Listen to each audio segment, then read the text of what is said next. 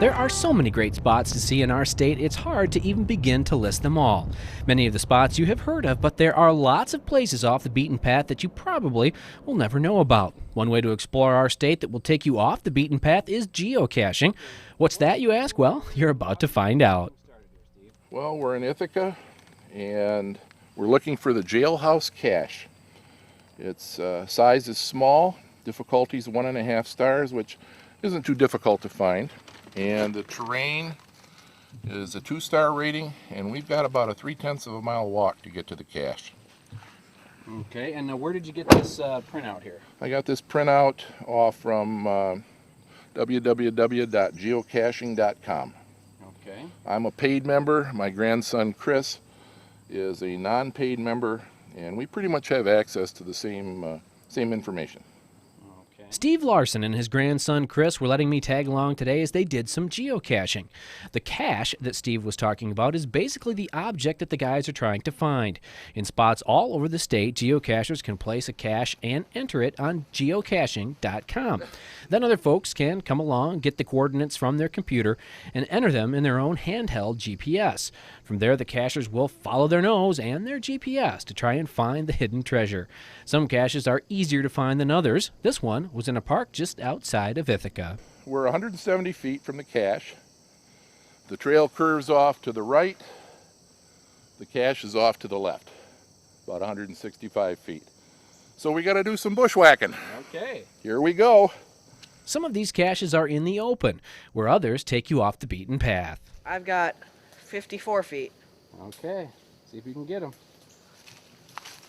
Even with exact coordinates, you don't just walk right to the spot. Each unit has a little room for error, and that's when the searching begins. There's a margin of error called accuracy. The person that hid this cache may have had 30 feet accuracy. Right now I've got 20-foot accuracy, so we could be as far as 50 feet from the cache. So we're going to just start looking around. And how big usually are these things?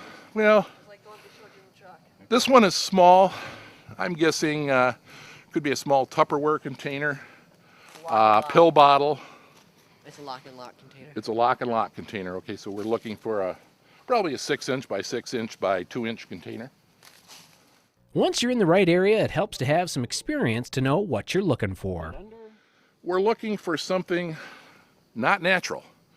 A good cache hider with a difficulty of 5, it would be something that's natural and blends right in with the environment. We're looking for something that man did, that's not natural. And I'm looking straight ahead of me right there, and I see a piece of birch bark, and I don't see a birch tree.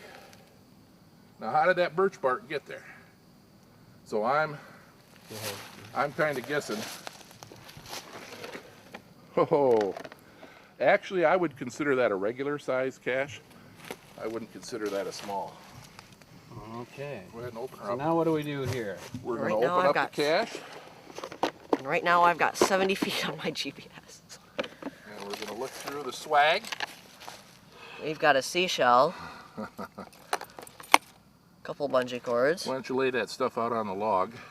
Once you find a cache, at least one this size, it's usually full of stuff. If you want to take one of the trinkets inside, you need to leave something about the same value. Also in each cache is a logbook of some sort. This is where you sign in and leave your name to let folks know who has found the cache. You can also log in some of this information online to let others know where you've been. It's really kind of a neat thing, man, something kids of about any age would love to do. It's really like following a treasure map. We had a whole stack of places we were going to try to find today, so we headed off to our next destination. Now, like I said, this kind of exploring can take you places you most likely would never go. I am betting I would have not found my way to this little out-of-the-way cemetery in the middle of nowhere. This one was hidden by Willie Magoo and Linda too. And I'm guessing it's probably somewhere in this bush. Found it already. You want me just to go and grab it? Find it. Got it?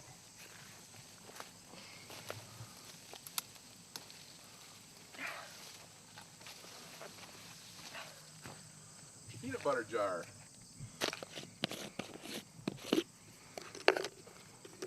This one's a small, right? This is considered a small.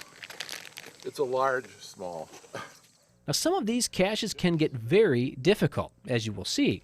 Some, like the one here, was fairly easy. It's placed in a bush to be respectful to the cemetery and brings in some people like us here today that would have never visited this out-of-the-way place. This is a micro cache, small cache. It's part of a cacher's series he calls Endo, and this is Endo 3. And the expressway is up here, and this road will dead end, and I can't get the resolution on my map down to the degree whether I can tell whether it's on this side of the expressway or the other side. If it's on the other side, we got to go all the way back around. Well, we were on the road again, and now we were looking for a micro cache. I really had no idea what a micro cache was or how micro it would be. But good thing Steve and Chris knew what they were looking for. This one would have taken me all day. That's a micro cache.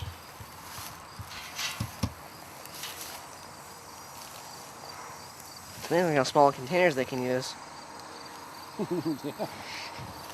And this will be a log only. Now, these small ones have nothing in them except for a logbook. So you just log in, if you know where to look, that is. Well, you look for good hiding spots. This is pretty easy. This is probably what they would call a park and grab. We're, 20 feet from the vehicle? And it's pretty obvious that a lot of them are hidden in what do you call these, guardrails along roadways and bridges and stuff, and it's out of the way. Some of the caches are more of a destination. This one here I have driven past hundreds of times and never knew it was here, which is really some of the best parts about geocaching, discovering things you may have never found. This is a virtual cache. There's no container hidden here.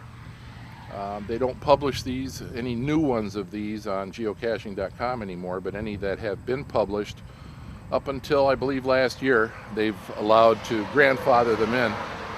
And you find some really amazing spots. And probably one of my favorite types of caches. Steve and his grandson Chris have been all over the state geocaching and have been to some pretty out-of-the-way places. Our travels today kept us within about 20 to 30 miles of where we started, but you will be surprised that there are caches everywhere you want to go. Some of them are pretty hard to find, but the more you do it, the more you know where to look. Steve says this is a great way to spend an afternoon. Well, gets me out of the house. On those boring days when you can't deer hunt or bow hunt or goose hunt, gives you a chance to get out in the woods. Hiking through the woods, I can use that as an excuse for scouting for deer, or I can use an excuse as scouting for deer as a chance to do some geocaching. And like I said, we've seen things that a lot of people don't see. You never know what you're going to run across.